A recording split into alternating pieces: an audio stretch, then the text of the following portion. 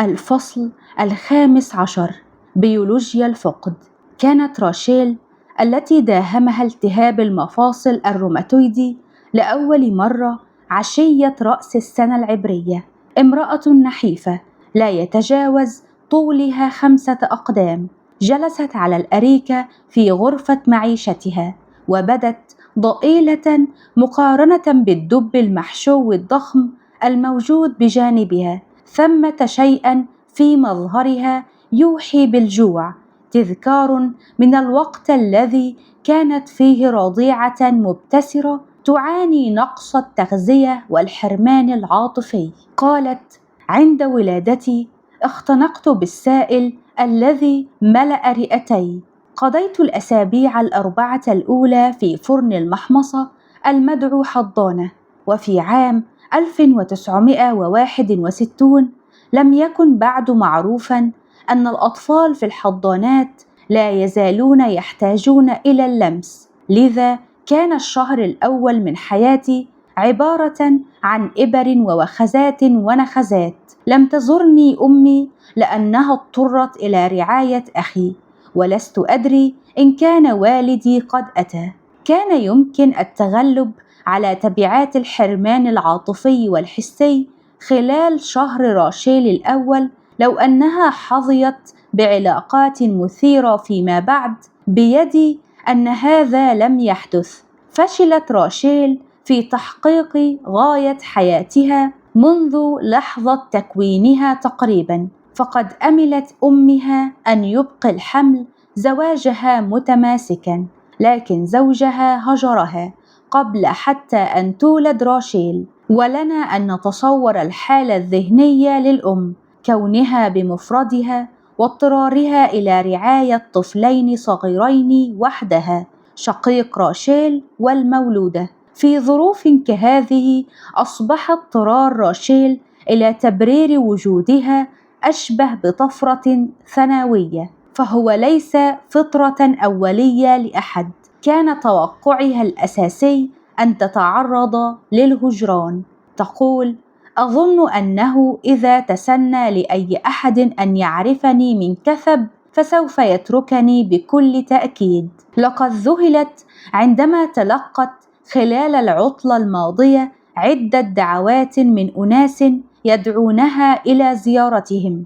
إن رغبة أي شخص فيها دون توقع أي شيء في المقابل هو أمر يكاد يستحيل عليها فهمه. بدأت راشيل جلسات العلاج النفسي منذ أن شخصت إصابتها بالتهاب المفاصل الروماتويدي، ونتيجة لذلك صارت أقدر من ذي قبل على معرفة ما تشعر به في أي لحظة.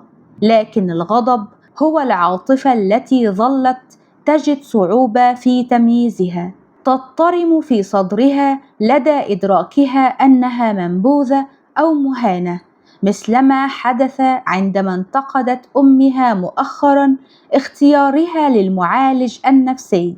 لم تفهم لماذا استخدمت جزءا من شيك الرعاية الاجتماعية لدفع تكاليف العلاج النفسي بدلا من الذهاب إلى معالج ممول من التأمين الصحي. ها أنا عثرت أخيرا على أحد يمكنني التواصل معه، ولا تفكر أمي إلا في المال. ومع ذلك بدل أن تعلن راشيل بهدوء أن قراراتها تخصها وحدها، جادلت وتضرعت لأمها كي تفهمها، وتسببت تلك المرارة في أسبوع من فقدان الشهية، وهي طريقتها في الغضب الموجه إلى الذات. عندما يتطلب الموقف توكيدا للذات تبتلع راشيل غضبها وتحاول تبرير نفسها أو استرضاء الطرف الآخر أو الانغماس في تفاعل هدفه إقناع هذا الطرف بتفهم موقفها. وما هذه الجهود إلا استجابة تلقائية لطفلة هشة تبذل جهدا جهيدا كي تكسب الأب أو الأم لصالح احتياجاتها، يجبرها قلقها وخوفها من الهجر على قمع أي عاطفة قد تسبب لها الرفض. على الجانب الآخر لدى راشيل أرنب، وهي شديدة الحساسية لحالة ملكتها العاطفية. عندما تغضب راشيل ترفض الأرنب ببساطة أن تحملها. تقول: إذا أدركت أني غاضبة أتركها وشأنها، ولكن إذا اعتراني الغضب دون أن أدرك ذلك فلا تدعني ألمسها. تخبرني فأنظر بداخلي، وبالطبع أجدني غاضبة من أمر ما. على الرغم من أن ذلك يبدو غريبا لبعض الناس، فإن تفسيره بسيط.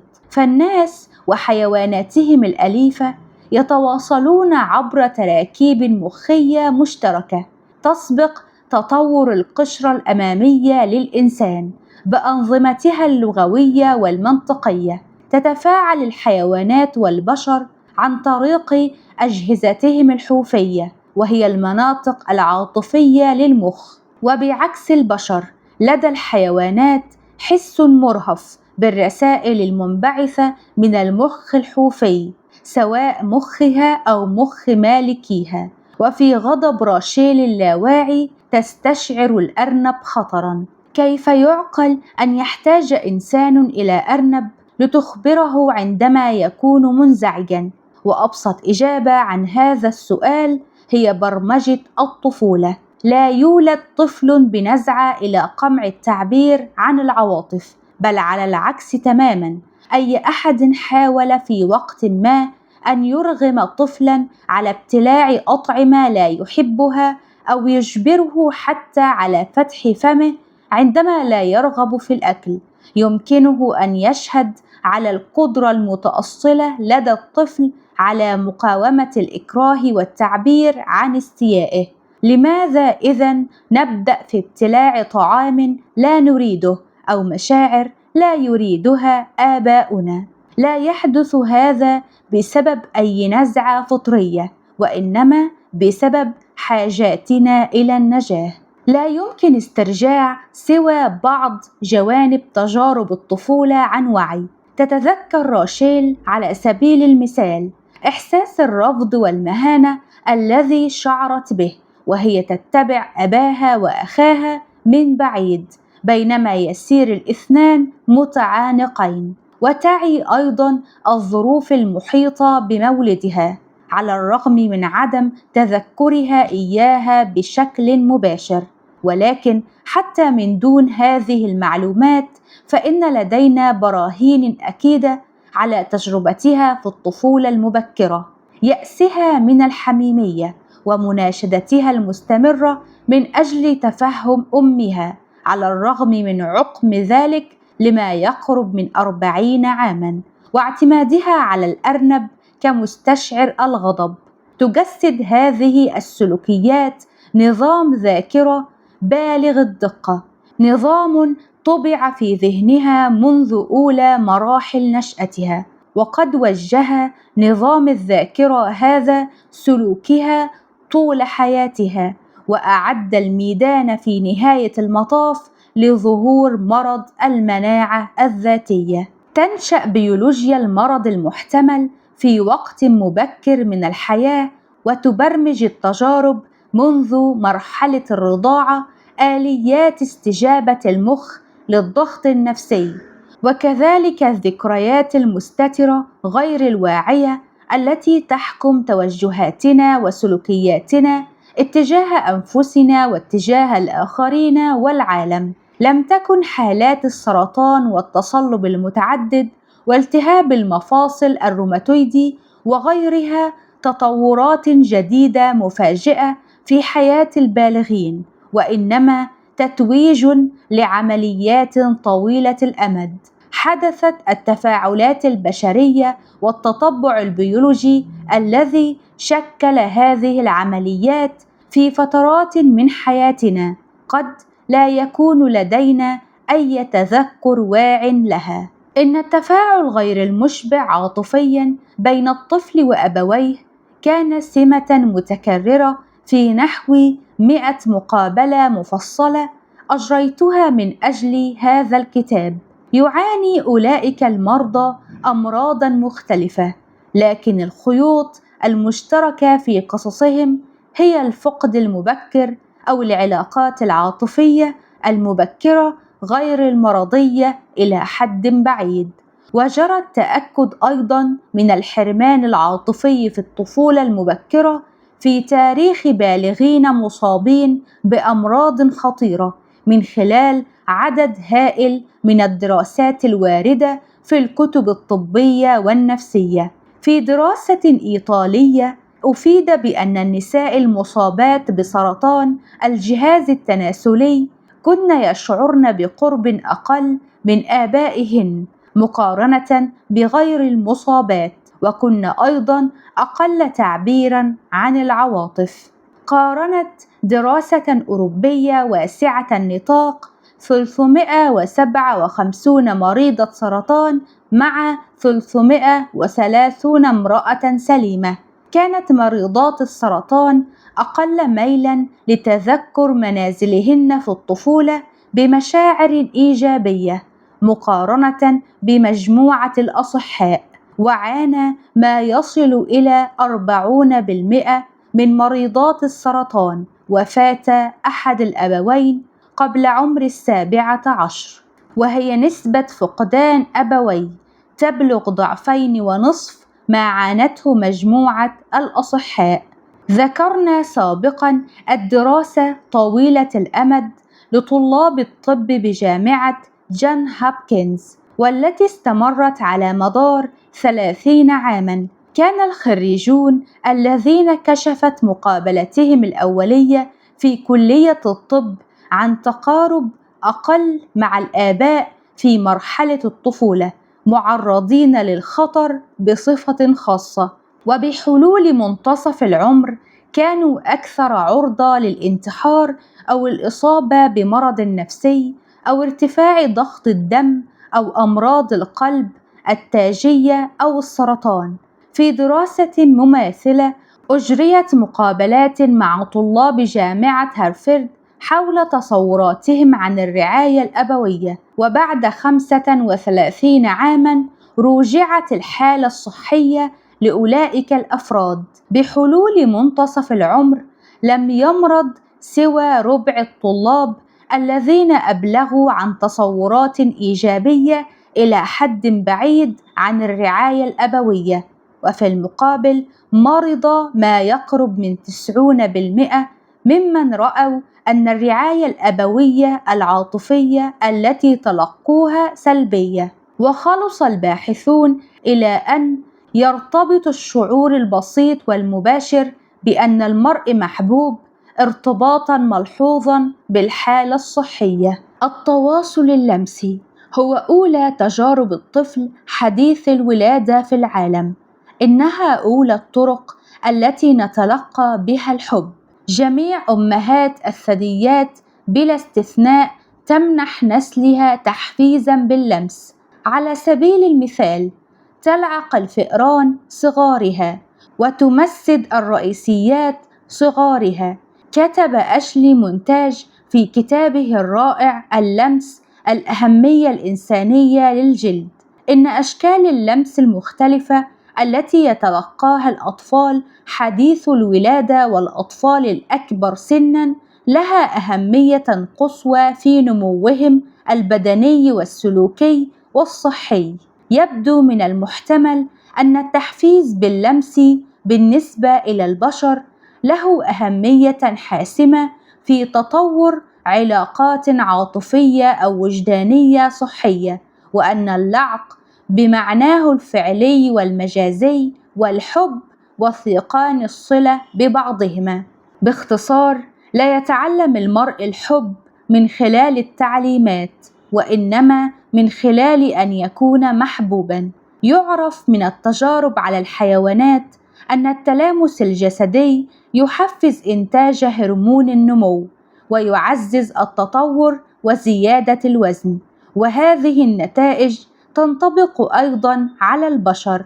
في دراسة على الأطفال الخدج قسم الأطفال الموضوعون في الحضانات إلى مجموعتين، كانت جميع ظروفهم من التغذية وغيرها متطابقة باستثناء متغير واحد. أعطيت إحدى المجموعتين 15 دقيقة من التحفيز اللمسي 3 مرات في اليوم على مدار أسبوعين. أدى هذا النوع من التحفيز لأولئك الأطفال إلى تسارع كبير في زيادة الوزن وزيادة محيط الرأس وتحسن المؤشرات السلوكية مقارنة بالمجموعة الأخرى. لقد أعاق نقص التلامس الذي تعرضت له راشيل تطورها الجسدي، وفي الوقت نفسه أعطاها أول إشارة إلى أنها لا مرغوبة ولا محبوبة. وأكدت الأحداث اللاحقة تلك الانطباعات المبكرة. تبرمج تفاعلاتنا مع العالم تطورنا الفسيولوجي والنفسي.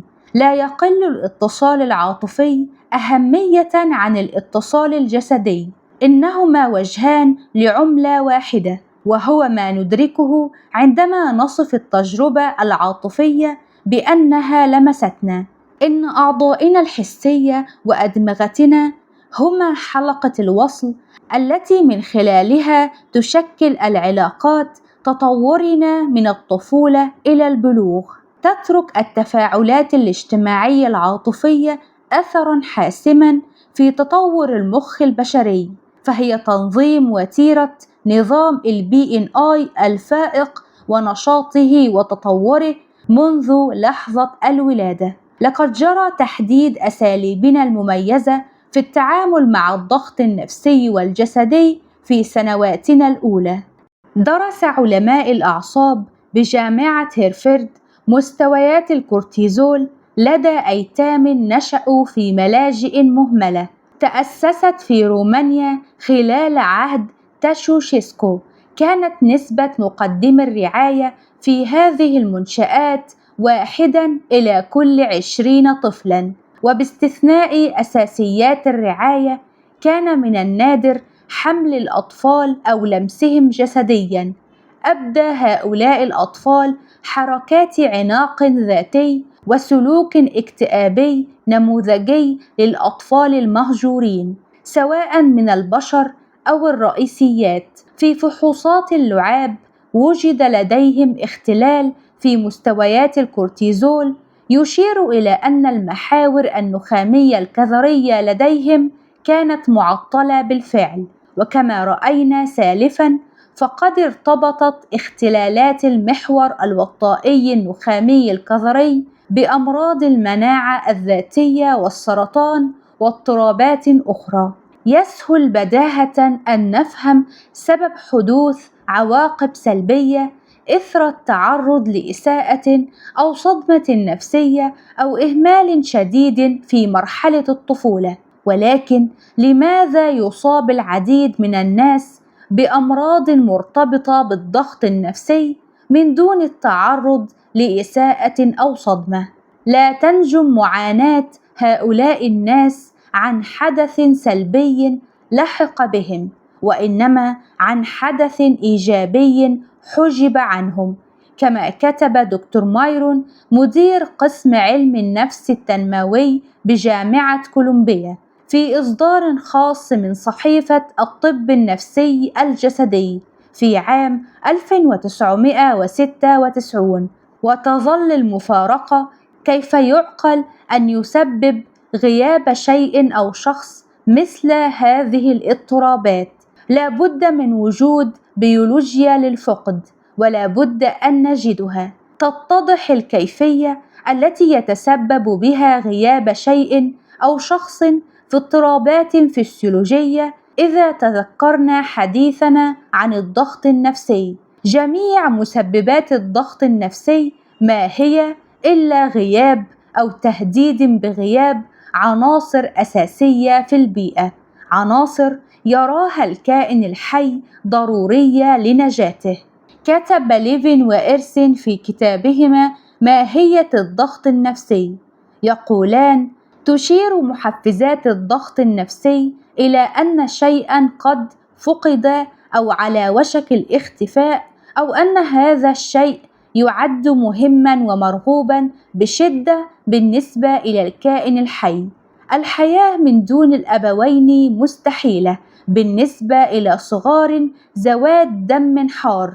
يعتمد الإنسان في صغره على البالغين لمدة أطول كثيرا من صغار أي نوع آخر، وذلك لأسباب تتجاوز الاحتياجات المادية المباشرة. يمنح مقدم الرعاية الأبوية ما هو أكثر من الطعام والمأوى ومعلومات المهارات الحياتية والحماية من الحيوانات المفترسة. فكما تبين من المثال المحزن للأيتام الرومانيين، يعد الآباء أيضا عوامل بيولوجية منظمة للأجهزة الفسيولوجية والعاطفية غير الناضجة للطفل. إن حب الأبوين ليس مجرد تجربة عاطفية دافئة وبهيجة، إنما هو شرط بيولوجي أساسي للتطور الفسيولوجي والنفسي الصحي. إن حب واهتمام الأبوين هو محرك النضج الأمثل لدوائر المخ ونظام الBNI والمحور الوطائي النخامي الكظري. للطفل حديث الولادة مخ أصغر حجماً وأقل نضجاً من مخ البالغ، وذلك مقارنة بأي حيوان ثديي آخر. على سبيل المقارنة، يمكن للحصان الركض في أول أيام حياته، وهو نشاط نفتقر إلى الدوائر العصبية والمهارات البصرية المكانية والتنسيق العضلي اللازم له في أول حياتنا ولمدة عام ونصف أو أكثر. السبب التشريحي المباشر لدخولنا العالم بهذا التعثر العصبي هو حجم رأسنا. عند الولادة يكون قطر رأس طفل الإنسان أكبر من جسمه بالفعل، وهو الجزء الذي يرجح أن يعلق في قناة الولادة. ففي الوقت الذي نما فيه رأس الإنسان لاستيعاب قدرات التحكم الفكرية واليدوية المعقدة المتزايدة للمخ، ضاق الحوض البشري ليسمح بحركة أكثر توازناً على قدمين. فلا يمكن للمرء أن يمشي على قدمين لو ولد بحوض حصان، ومن ثم تتزامن زيادة حجم الرأس مع ضيق الحوض. لو صممت أدمغتنا لتبلغ حجماً أكبر بنهاية فترة الحمل، ما كان لأحد أن يولد. 3/4 نمو المخ وما يقرب من 90% من تطوره يحدث بعد الولادة، ومعظمه في السنوات الثلاث الأولى من الحياة. بعد الولادة مباشرة يستمر دماغ الإنسان الوحيد بين أدمغة الثدييات في النمو خارج الرحم بالمعدل نفسه الذي كان ينمو به في الداخل. في الأشهر الأولى وبعدها يحدث تطور سريع ومعقد إلى حد مذهل للوصلات أو التشابكات العصبية، حيث تمر بالإنسان فترات ينتج فيها ملايين التشابكات العصبية الجديدة في الثانية الواحدة. إن توالي أي عملية تطورية يعتمد ليس فقط على الجينات الموروثة، وإنما أيضاً على الظروف البيئية. من شأن أجود سلالات القمح وأشدها تحملاً أن تخفق في النمو إذا كانت التربة قاحلة وجافة. أثبتت عقود من بحوث العلوم العصبية أن أحد المتطلبات الأساسية لتطور المخ البشري هو تنمية التفاعلات العاطفية مع الأبوين. يمكن للتفاعلات العاطفية أن تحفز نمو الخلايا والدوائر العصبية أو تثبطها عن طريق العمليات المعقدة التي تنتهي بتحرير مواد كيميائية طبيعية. على سبيل المثال، عندما يشهد الرضيع أحداثاً سعيدة يتحرر الإندروفين، وهو أحد هرمونات المكافأة الإفيونية التي ينتجها المخ. يشجع الإندروفين نمو الخلايا والوصلات العصبية. وفي المقابل تبين من الدراسات التي أجريت على الحيوانات أن المستويات العالية المزمنة من هرمونات الضغط النفسي مثل الكورتيزول تتسبب في تقلص مراكز مهمة من المخ. تتطور دوائر وكيمياء المخ العصبية استجابة لمدخلات البيئة، فالرضيع الذي يتمتع بعينين سليمتين تماما عند الولادة قد يصاب بعمى لا رجعة فيه لو حبس في غرفة مظلمة ل5 سنوات، ذلك لأن دائرة الرؤية لن تنمو إلا بتحفيز من موجات الضوء. يقول التنافس الدارويني إن نجاة ونمو الخلايا العصبية والتشابكات فيما بينها يعتمد على القدر الذي تستخدم به، أما التي تحرم من التحفيز البيئي المناسب فتضمر أو تموت أو تفشل في التطور على الوجه الأمثل. إحدى الغايات الجوهرية للتطور البشري هي وجود إنسان مكتف ومنظم ذاتيا يمكنه العيش في تناغم مع إخوانه من البشر في السياق الاجتماعي. ولكي تتطور البيولوجيا العصبية للتنظيم الذاتي لدى الطفل لا بد من وجود علاقة مع أبوين يريان مشاعر الطفل ويفهمونها، ويمكنهما الاستجابة بتعاطف متناغم مع إشارات الطفل العاطفية. العواطف هي حالة من اليقظة الفسيولوجية، إما إيجابية أريد المزيد من هذا، وإما سلبية أريد القليل من هذا.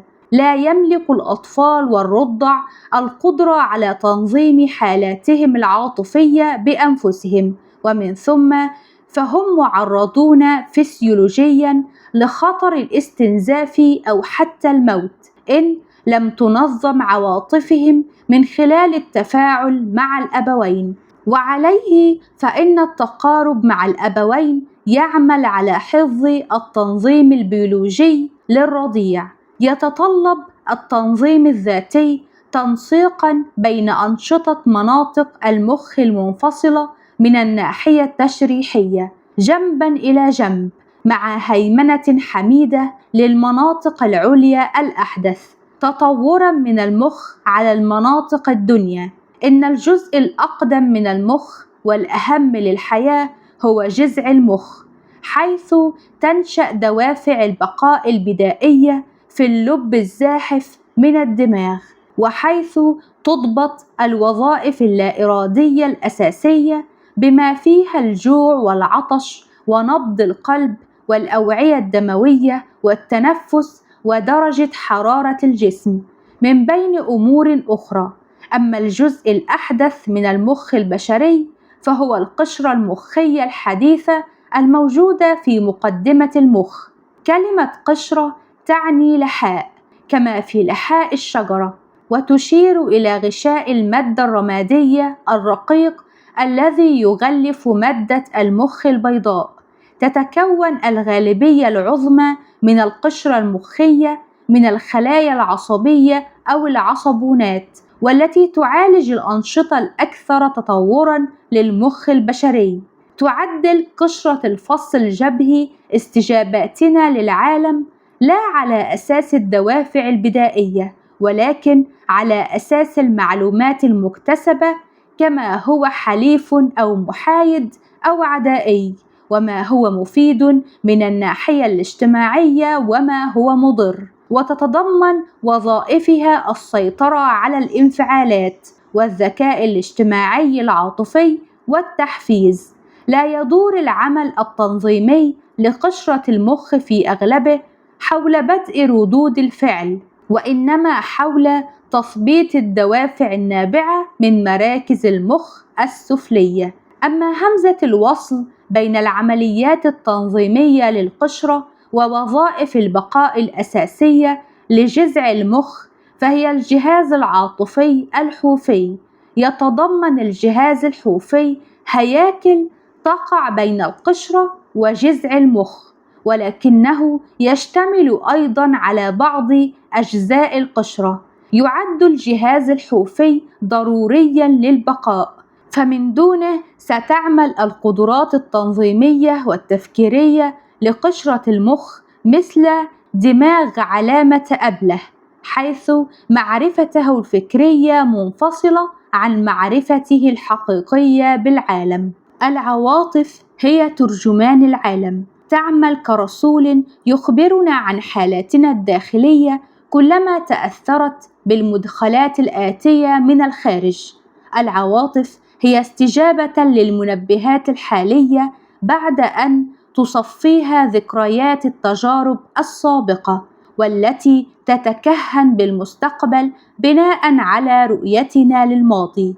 إن تراكيب المخ المسؤولة عن الإحساس بالعواطف وتعديلها سواء في القشرة أو في مركز المخ تتطور استجابة للمدخلات الآتية من الأبوين، تماماً مثلما تتطور الدوائر البصرية استجابة للضوء.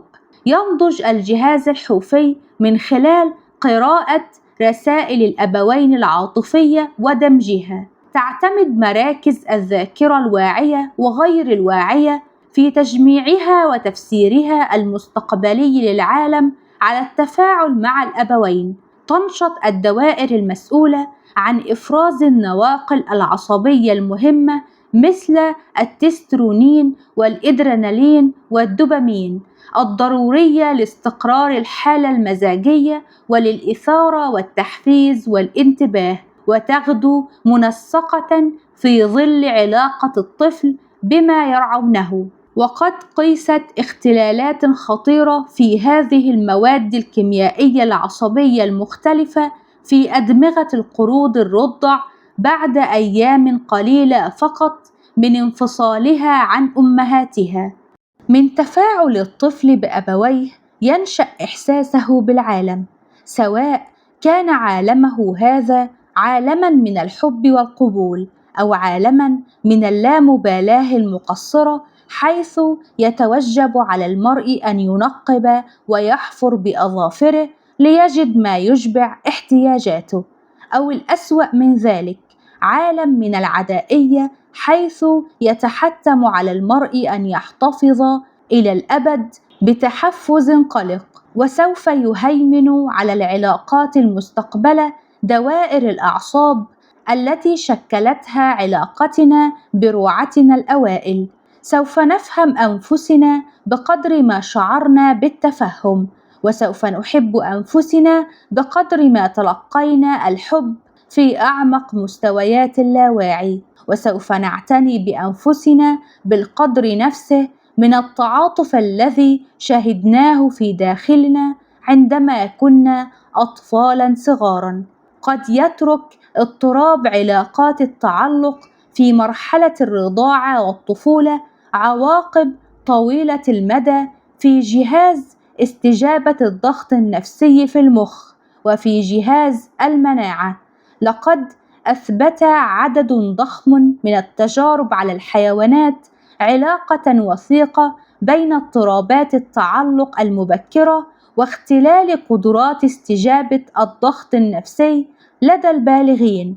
وجوهر هذا البحث هو أن التعلق المضطرب في الطفولة يفضي إلى استجابات ضغط نفسي مبالغ فيها لدى البالغين، وفي المقابل فإن تغذية تفاعلات التعلق في الطفولة تؤدي إلى ردود فعل بيولوجية متزنة للضغط النفسي لدى البالغين. إن تلبية احتياجات التعلق لدى البشر تتطلب ما هو أكثر من التقارب الجسدي والتلامس، فالتواصل العاطفي المثري وبالأخص جودة التناغم يحمل هو الآخر نفس القدر من الأهمية.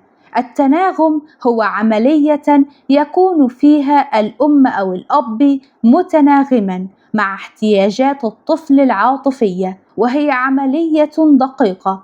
إنها إحدى الغرائز المتأصلة فينا، بيد أن من السهل تشويشها عندما يكون الأبوان مضغوطين أو مشتتين عاطفيا أو ماليا أو لأي سبب آخر.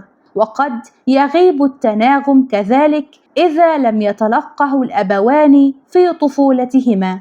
قد نرى قوة التعلق والحب في كثير من العلاقات بين الآباء والأبناء، ولكن قلما نرى التناغم، وربما يشعر الطفل في العلاقة غير المتناغمة بالحب، ولكنه لا يشعر على المستوى الأعمق بأنه محبوب لذاته. يتعلم إظهار جانبه المقبول فقط لأبويه، وقمع الاستجابات العاطفية التي يرفضها الأبوان، ويتعلم رفض نفسه لمجرد إحساسه بمثل هذه الاستجابات. الرضيع الذي كان رعاته لسبب ما مضغوطين نفسيا لدرجة منعتهم من منح طفلهم التواصل المتناغم الضروري، سوف يكبر بنزعة مزمنة للشعور بالوحدة مع عواطفه، وبإحساس